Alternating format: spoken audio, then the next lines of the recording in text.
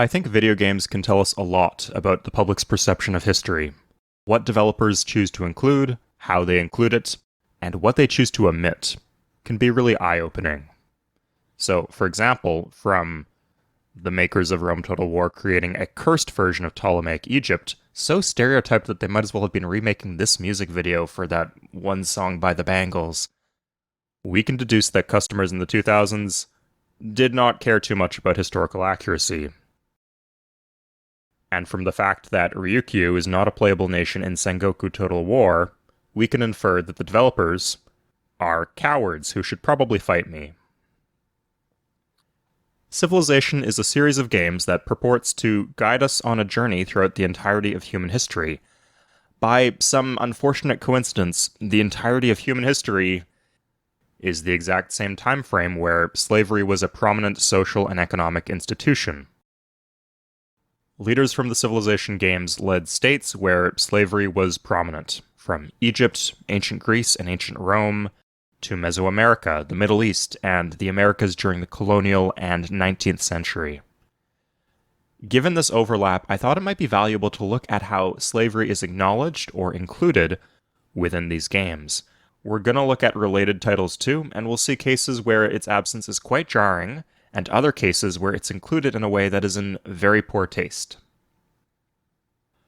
The conditions and laws around slavery have varied dramatically from society to society.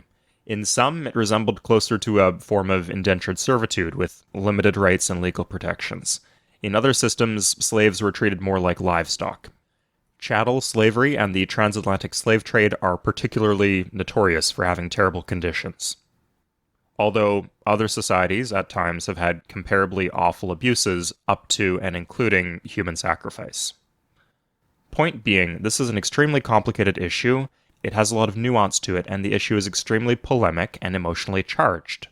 It's hard to even write the script of this video. Imagine writing a video game where you are playing as the colonizer. So, how did Civilization handle it? Where does slavery appear? We're not counting things like indentured servitude, serfdom, or the draft, just mechanics named slavery, or things that are clearly alluding to it. Civilization 1 did not include slavery. Civilization 2 did not include slavery.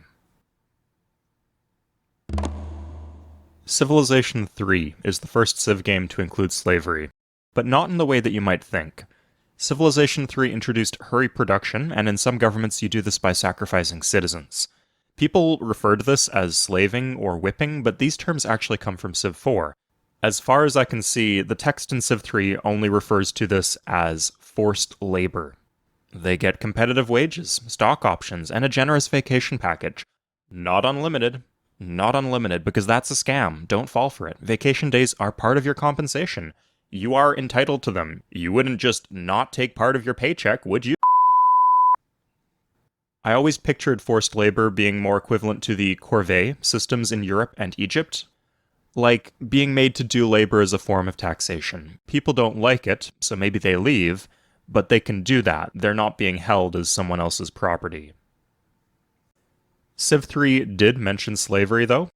3 units in the base game have the enslave ability. This creates a unit when you win combat. 2 of these are boats that capture other boats. It's more of a commandeering situation, but the 3rd unit is the Mayan javelin thrower, which captures workers that you don't pay unit support on, but that work at half speed. In the Mesoamerica scenario bundled with the game, you can perform human sacrifice on these workers to produce culture. This mechanic reappears in new contexts in a few of the other official scenarios. Most interestingly, the missionary unit in Age of Discovery, but I'm not convinced that these are supposed to be literal slaves. Civilization 4 included the slavery civic. You can sacrifice citizens for shields. It comes early in the game and is extremely powerful to the point of being meta into the industrial era. I don't think its power level is supposed to be commentary, it's just an unintended balance quirk that came from importing Civ 3's pop rushing mechanic into the new gameplay system. There is also a random slavery revolt event that punishes you with some unhappiness. Later on, you can adopt the Emancipation Civic, and this is a happiness penalty to civs that don't have emancipation. Civilization 5 did not include slavery. As far as I can tell, even the Civil War scenario that is packaged with the game doesn't really acknowledge it. Civilization 6 does not contain the words slavery, but it evokes the subject at different times. One policy card you can choose is triangular trade, which is not entirely referring to the transatlantic slave trade, but it is alluded to by name in the Civilopedia entry. Colombia has the hacienda tile improvement, which was tied into an economic system reliant on slavery, and Abraham Lincoln's power is the Emancipation Proclamation. The Aztec unique unit has an ability nearly identical to the enslave function from Civ 3, where it can produce a builder unit if you win combat. The game doesn't call this slavery, but by this point in the franchise, they were making an effort to clean things up a bit. Like, Civ 5 alluded to fascism but called it autocracy, and they stopped including Stalin and Mao as faction leaders. So I think these captured workers for the Aztecs are clearly meant to be slaves. Civilization 7 doesn't contain slavery. Harriet Tubman is a playable leader, though, and some of her abilities evoke her work with the Underground Railroad. So that's how it was handled. How should it be handled? Well, I'm nowhere near an expert on this topic, but I don't think that you need to be in order to tell when something's being done wrong. When it comes to whitewashing and erasing history, or tasteless, insensitive portrayals of a sensitive issue, I know it when I see it. And I don't think any of the Civ games fall into that category. The narrative drive of the Civilization franchise has always been about romanticizing the process of human development. You know, look at how far we've come, and from that perspective, the later games focusing on liberation makes a lot of sense. Ending legal slavery is one of humanity's biggest accomplishments. It's a bit odd to put an end to something that was never represented in the game, but it's not something that we need for the game mechanics to be complete. Presumably, it is just happening off-screen. I don't think that, Civ 2 is an example of whitewashing history. On the other hand, you have the issue of insensitivity. It could be in poor taste, if not outright harmful, to make a system that gamifies atrocities and rewards players for participating in them. And if you've met Civilization players, you know that they would sell their own mother to the Byzantines in order to just secure an important military alliance. I think that's why a lot of more explicit slavery mechanics within the Civilization franchise focus on Mesoamerica. Ritualized, state-sponsored human sacrifice is ancient history, and everyone is on the same page that this was unequivocally bad. But with slavery, we can't say the same. People still try to glorify the Confederacy and make excuses for slaveholders. Given these circumstances, I think it's okay for industrial-era slavery to be omitted from the series. It's not whitewashing to exclude it. It would be peripheral to the gameplay of Civilization if they did include it. It doesn't need to be a core part of the story that they're trying to tell. But do you know where it was a core part of the story that they were trying to tell? I mentioned earlier that we would look at poor handlings of this issue that are connected to the Civilization franchise. Colonization doesn't have any black people. Not one. Not units in the game, citizens in your cities. I assumed at least one of the founding fathers would be black, because you got, Pocahontas in there.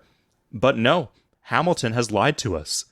None of these people are African American. Not the hardy pioneer, not the firebrand preacher, not even the master blacksmith.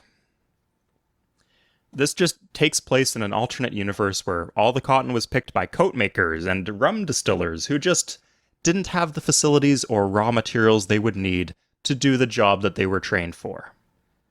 Now, it might seem tasteless to make players simulate triangular trade and force them to exploit it to do well in the game, but in that case, the game just should not have been made. This is essential enough to the realities of the era that choosing to leave it out is blatant erasure of history. Mods like We the People have added it back in, and I haven't explored everything that there is in this mod. Famously, it has 99 different trade goods. I played for like an hour and found loads of questionable stuff, so I wouldn't be surprised if there was insensitive crap here related to slavery buried underneath the mountain of content. But at least they are attempting to present an honest take on reality. And unlike colonization, they actually have included people of African descent within the game. Wait, what? Again, if they cannot do that as a bare minimum, the game just should not exist.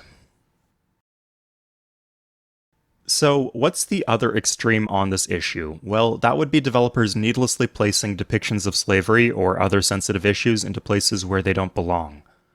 My pick here would be the Congo Civ in Lekmod, a spin-off of the multiplayer No Quitters mod for Civilization V.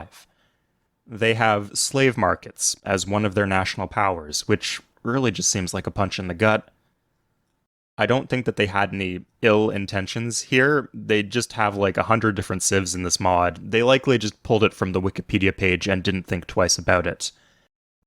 But it would be like if you gave Venice the Fourth Crusade unique ability, or allowing Norway the privilege of starting with the Vidkun Quisling, great person.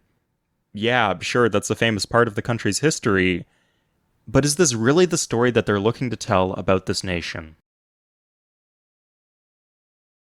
I think storytelling and the message you're sending is the unifying factor here, and what makes it so difficult for game designers. If your game is set in the colonial era, you can't act like slavery didn't exist because that's sending the wrong message. If you include slavery, you can't have it be too weak because that sends the wrong message. But you also can't have slavery be too strong, because that definitely sends the wrong message. I also think this is why science fiction and fantasy games get a pass. With Alpha Centauri and Stellaris, you can do some pretty messed up things to your own citizens, but the story here is very clearly fictional. But when the game has you simulating or recreating history, it feels a little bit less fictional. As a result, the topic needs to be approached with depth, caution, and compassion to avoid erasing history or misrepresenting it. That's all for today, everybody. Take care. I'll see you guys next time.